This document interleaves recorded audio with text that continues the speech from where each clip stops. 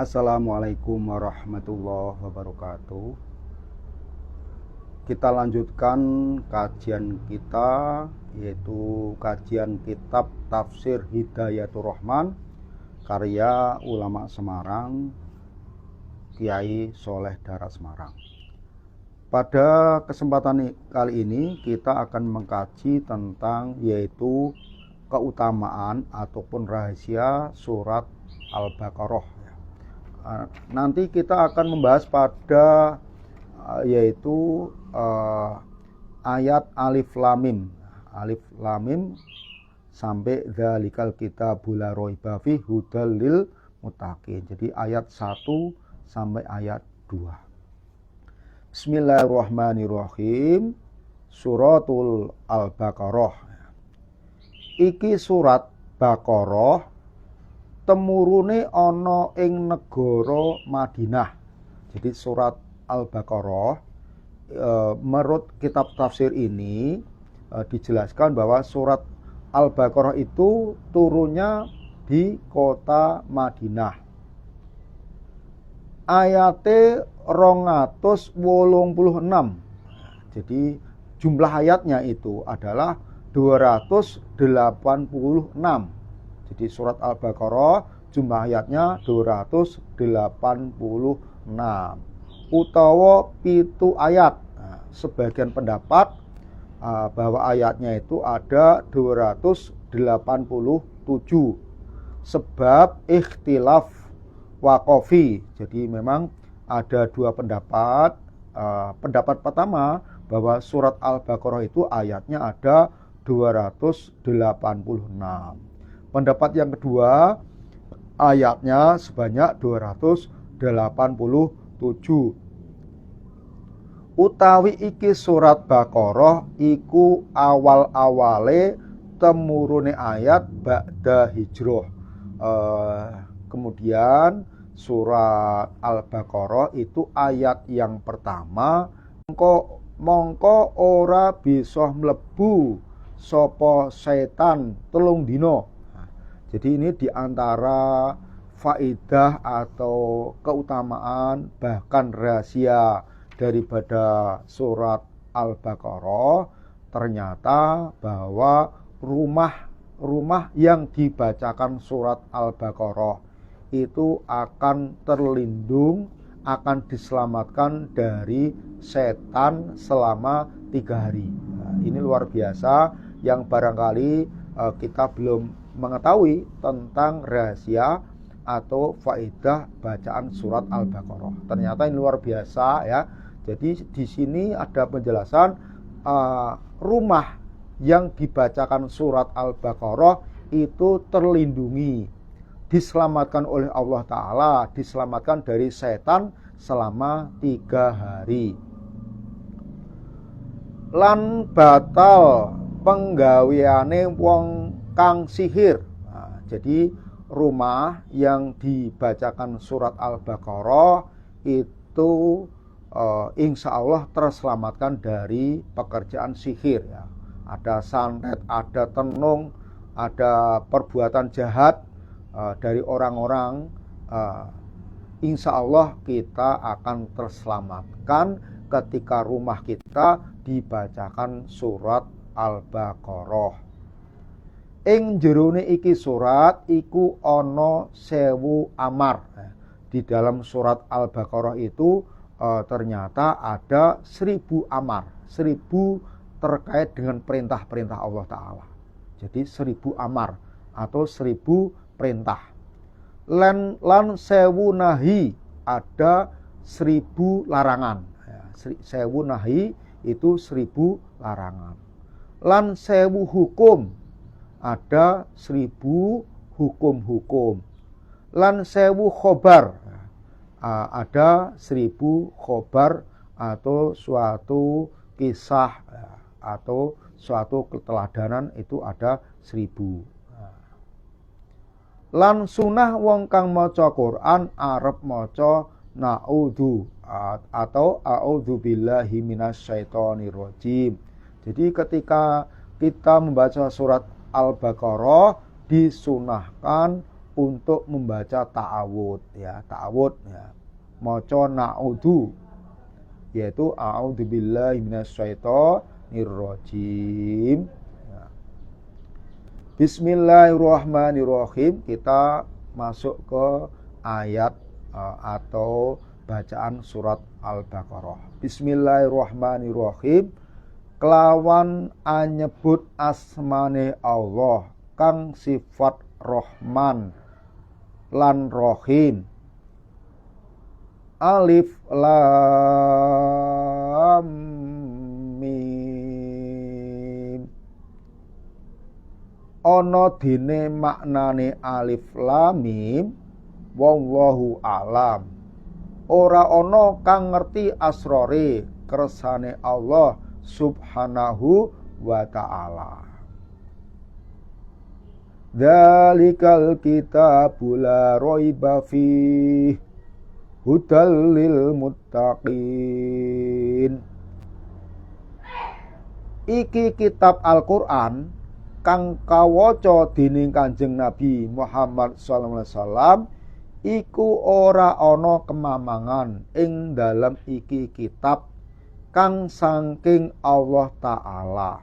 Jadi di sini ada penekanan, ada suatu ajaran tentang ketauhidan, tentang keakidahan. Nah, di sini ada ketegasan bahwa Al-Quran itu tidak perlu diragukan. Jadi Al-Quran itu dijamin keasliannya, dijamin kebenarannya. Siapa yang menjamin? Yaitu Allah Subhanahu wa ta'ala. Jadi Al-Quran itu yang menjamin tentang keasliannya, tentang kebenarannya itu Allah Ta'ala. Jadi kita sebagai orang mukmin tidak perlu ragu-ragu lagi, tidak perlu mamang ya. Bahkan mencampur adukkan pemikiran atau keyakinan bahwa Al-Quran itu buatan Nabi Muhammad, itu sama sekali bukan ya. Di sini Allah yang menjamin sendiri bahwa Al-Quran itu adalah dari Allah. Jadi Al-Quran itu dari Allah, kemudian diturunkan kepada malaikat Jibril, kemudian diturunkan kepada Nabi Muhammad. Jadi Nabi Muhammad itu hanya penyampai risalah, bukan yang membuat Al-Quran, hanya menyampaikan Al-Quran, pembawa risalah Al-Quran. Jadi itu Al-Quran adalah buatan Allah Ta'ala. Dari Allah Ta'ala, tidak perlu ada keraguan. Ora perlu ono kemamangan.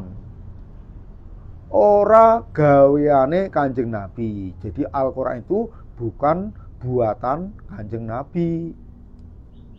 Tur dadi sebab kang dadi sebabe kang nudohi. Jadi Al-Quran itu menjadi penyebab, yaitu adanya petunjuk ya. Jadi kalau kita ingin mendapatkan petunjuk yang utama, petunjuk dari Allah Ta'ala, ya kita harus memegangi Al-Quran ya. Jadi kita harus berpegang teguh memegangi Al-Quran. Jadi isi Al-Quran itu merupakan petunjuk yang nyata dari Allah Subhanahu wa Ta'ala. Jadi Al-Quran itu menjadi sebab, yaitu kita akan mendapatkan petunjuk, mendapatkan hidayah dari Allah Ta'ala. Maka kita berkewajiban untuk mengkaji, merenungi terhadap ayat-ayat Al-Quran. Nah, tentu kita tidak cukup cuma membaca terjemah Al-Quran. Perlunya kita membaca ya tafsir Al-Quran. Perlunya kita berguru pada ulama, pada ustadz-ustadz kita, supaya kita terbimbing, supaya kita mendapatkan arahan dari para guru-guru kita. Utawa dadi pituduh marang wong kang mutakin. Di Al-Quran itu menjadi petunjuk, sekaligus juga menjadi pedoman, menjadi petunjuk atau pedoman bagi orang-orang yang bertakwa. Jadi bagi kita orang bertakwa pun harus selalu yaitu menyandarkan pada Al-Quran. Jangan terlalu pede, jangan terlalu merasa aman. Kita merasa menjadi orang takwa ya, terus kita lepas jauh dari Al-Quran. Jadi orang mukmin harus dekat dengan Al-Quran. Ya, sering dibaca, sering merenungi, sering bertadabbur terhadap isi-isi Al-Quran. Maknane mutakin yaiku wong kang wedi. Jadi mutakin itu maknanya yaitu wong sing wedi. Ana dene makna syirik itu adalah persoalan kolbun, persoalan hati. Lah kalau kita bicara tentang syirik itu tidak cukup bicara tentang ilmu tauhid atau teologi. Perlu kita belajar tentang ilmu tasawuf karena syirik itu adalah masalah kolbun, masalah hati. Ilmu yang detail membahas tentang hati itu ilmu tasawuf ya. Kalau tauhid teologi itu kajian-kajian secara teoritis ya. Tapi kalau kedalamannya terkait dengan kolbun atau tentang rasa, tentang kebatinan, itu ilmu tasawuf ya. Jadi makna mutakin yang pertama maknane yaiku ngedoi syirik ya. Jadi pertama makna mutakin bagi kita orang mutakin itu hati-hati nih. Hati-hati harus menjaga ketauhidan. Hati-hati jangan sampai jatuh dalam kemusyrikan. Lan ngedoi saking dosa kang dadi sebabe langgeng nang neraka. Yang kedua, makna mutakin ini kita harus hati-hati menjaga jangan sampai melakukan dosa. Melakukan dosa yang menyebabkan kita masuk neraka secara langgeng ya. Hati-hati ini terutama dosa-dosa besar ya, harus hati-hati, apalagi dosa musyrik, hati-hati. Dengan dosa-dosa besar itu bisa menyebabkan kita terprosok masuk neraka langgeng. Kemudian dosa sing ndadekno langgeng neraka iku ngedoi dosa maksiat kabeh. Ya, kita menjauhi perbuatan semua maksiat lan nglakoni taat kabeh dohiron wa batinan supaya kita masuk surga, supaya kita terbebas dari neraka adalah kita perlunya menjauhi perbuatan dosa, perlunya kita menjauhi perbuatan maksiat. Jadi kita harus hati-hati, ora sembrono, tidak asal-asal. Jadi kita hidup ini perlu kehati-hatian. Jangan salah-salah langkah, salah kita melakukan sesuatu, kita malah terjerumus, terposok masuk ke dalam jurang neraka. Naudzubillah min dzalik. Jadi kita di samping menjauhi perbuatan dosa dan maksiat, perlu kita sekuat tenaga untuk melaksanakan ketaatan kepada Allah Ta'ala dohiron wa batinan. Jadi ketaatan kita kepada Allah Ta'ala dohir dan batin, secara syariat juga secara ilmu hakikat. Tidak cukup ketaatan hanya secara dohir, secara fikih atau syariat, tapi kita juga perlu ketaatan secara batin atau secara hakikat. Kemudian makna mutakin yang ketiga iku bersihkan atine lansir saking barang kang dadi anungkulaken ing Allah Subhanahu wa taala. Jadi makna mutakin yang ketiga, kita harus membersihkan hati kita, syirik kita dari sesuatu sing ndadekke nungkulake lali karo Gusti Allah. Sing ndadekake kita